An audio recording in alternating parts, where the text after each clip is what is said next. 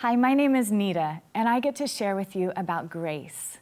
Webster's defines grace as God's unmerited divine assistance. In other words, God's power, His ability, His divine enablement working through us.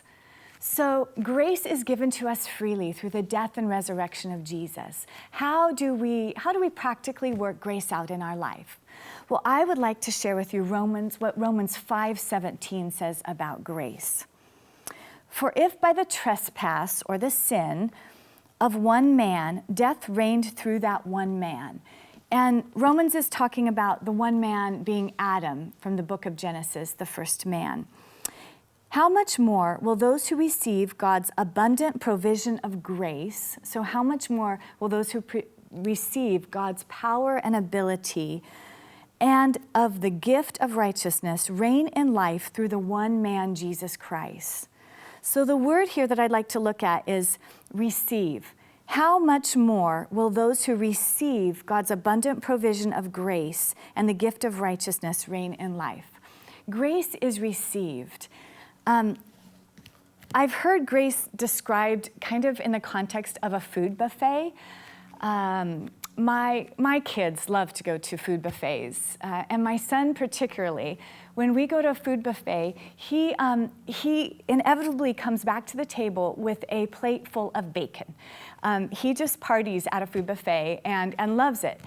Now, how odd would it be if my family went to the food buffet and everyone went and got food and I sat with my plate empty at the buffet? I didn't fill it, I went hungry. This is what grace looks like. A food buffet can be equal to that, kind of like picture in your mind, that of what Jesus purchased on the cross for us, His abundant life. Jesus purchased all the love, all the healing, all the wealth, all the peace, like a food buffet. And we can either receive that onto our plate, scoop it up onto our plate, or we can sit and go hungry. It's about if we receive it, right? So practically in my life, how does grace work out?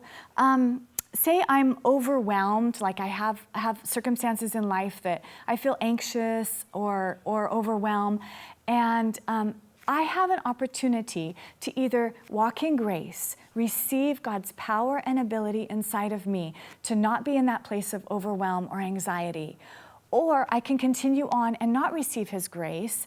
I can either scoop that grace onto my plate, right? Or I can not receive His grace, and I can go through the day with overwhelm and anxiety becoming stress, becoming fear, etc., right?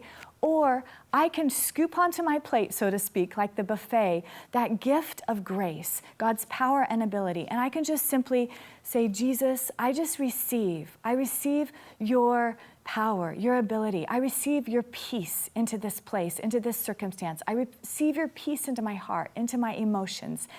And all at once, I will find myself in a different place. I'll continue on, I just wait, and all at once I'll find either I'm at peace or my circumstances have come into peace. But God begins to work. I open that door for God's grace to begin to work so powerfully in my life.